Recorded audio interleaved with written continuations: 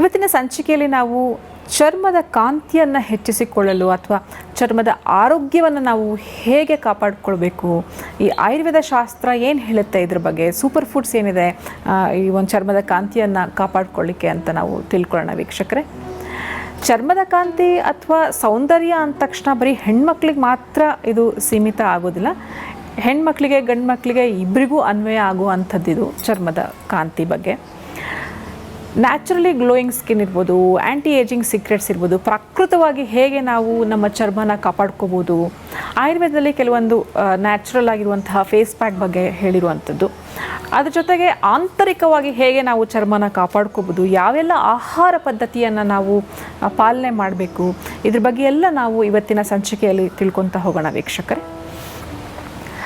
ಚರ್ಮದ ಕಾಂತಿ ಅಥವಾ ನಾವು ಆರೋಗ್ಯ ಅಂದ ತಕ್ಷಣ ಆಯುರ್ವೇದದಲ್ಲಿ ಏನು ಹೇಳೋದು ಅಂತಂದರೆ ವಾತ, ಪಿತ್ತ ಮತ್ತು ಕಫ, ಈ ಮೂರು ದೋಷಗಳ ಮಹತ್ವವನ್ನು ನಮ್ಮ ಆಯುರ್ವೇದದಲ್ಲಿ ಹೇಳಿರುವಂಥದ್ದು.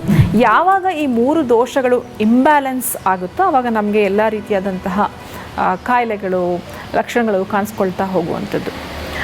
ಹಾಗಿದ್ರೆ ವಾತದೋಷ ದೇಹದಲ್ಲಿ ಜಾಸ್ತಿ ಆದಾಗ ಏನಾಗುತ್ತೆ, ಚರ್ಮ ಎಲ್ಲ ಒಂಥರ ಡ್ರೈನೆಸ್ ಆಗುವಂಥದ್ದು, ಡಾರ್ಕ್ ಸರ್ಕಲ್ಸ್ ಬರುವಂಥದ್ದನ್ನ ನಾವು ನೋಡ್ತೀವಿ.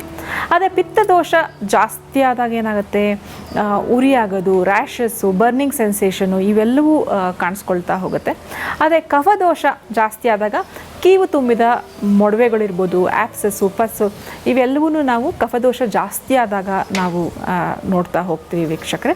ಸೊ ಹಾಗಾಗಿ ಈ ದೋಷಗಳು ಸಮಸ್ಥಿತಿ ಅಥವಾ ಬ್ಯಾಲೆನ್ಸಲ್ಲಿರೋದು ಬಹಳ ಮುಖ್ಯ.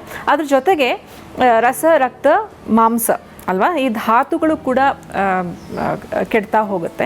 ಆಯುರ್ವೇದದಲ್ಲಿ ನೋಡ್ತಾ ಹೋದರೆ ಇದನ್ನು ವರ್ಣ್ಯ, ಕಾಂತಿವರ್ಧಕ, ಸೌಂದರ್ಯವರ್ಧಕ ಈ ಥರ ಎಲ್ಲ ಚಿಕಿತ್ಸೆಗಳನ್ನು ನೀಡ್ತಾ ಹೋಗ್ತಾರೆ. ಔಷಧಿಗಳನ್ನು ಇದರ ಆಧಾರಿತವಾಗಿ ನೀಡ್ತಾ ಹೋಗುವಂಥದ್ದು.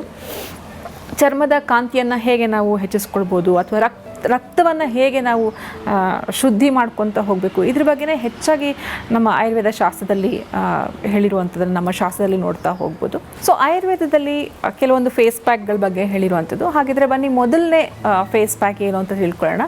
ಮಸೂರ್ ದಾಲ್ ಅಥವಾ ಕೆಂಪು ತೊಗರಿ ಬೇಳೆಯನ್ನು ತಾವು ಚೆನ್ನಾಗಿ ಹುರಿಬೇಕು. ಹೇಗೆ ಹುರಿಬೇಕು ಅಂದರೆ ತುಪ್ಪದಲ್ಲಿ ಚೆನ್ನಾಗಿ ಹುರಿದು ಅದನ್ನು ನೀವು ಚೂರ್ಣ ಅಥವಾ ಪುಡಿ ಮಾಡಿ ಒಂದು ಏರ್ ಟೈಟ್ ಕಂಟೈನರ್ನಲ್ಲಿ ಸ್ಟೋರ್ ಮಾಡ್ಕೋಬೇಕು.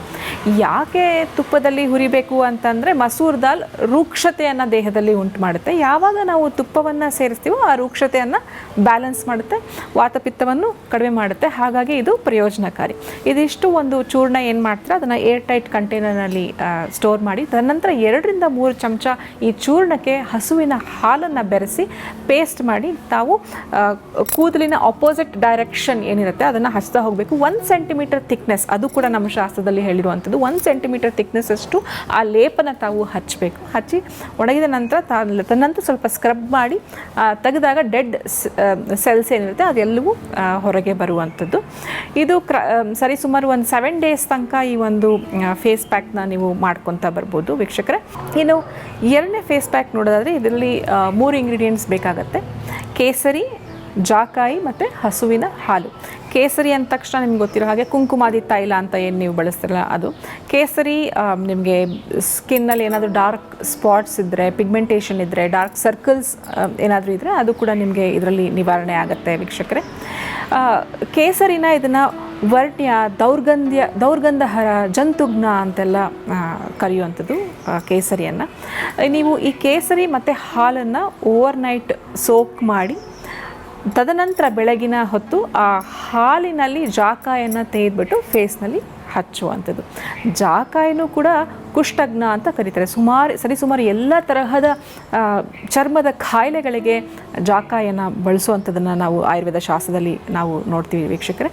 ಈ ಥರದ ಒಂದು ಪ್ಯಾಕ್ ಏನು ಮಾಡ್ತೀರಾ ಇದನ್ನು ಓವರ್ನೈಟ್ ಹಚ್ಬಿಟ್ಟು ತಾವು ತದನಂತರ ವಾಶ್ ಮಾಡ್ಕೋಬೋದು. ಇದರಿಂದ ಯಾವುದೇ ರೀತಿಯಾದಂತಹ ಸೈಡ್ ಎಫೆಕ್ಟ್ಸು ಇರೋದಿಲ್ಲ. ಸೊ ಕೇಸರಿಯನ್ನು ಹಾಲಿನಲ್ಲಿ ನೆನೆಸಿ ಆ ಹಾಲಿನಲ್ಲಿ ಜಾಕಾಯಿನ ತೆಗೆದು ಫೇಸ್ ಪ್ಯಾಕ್ ಮಾಡ್ಕೋಬೋದು.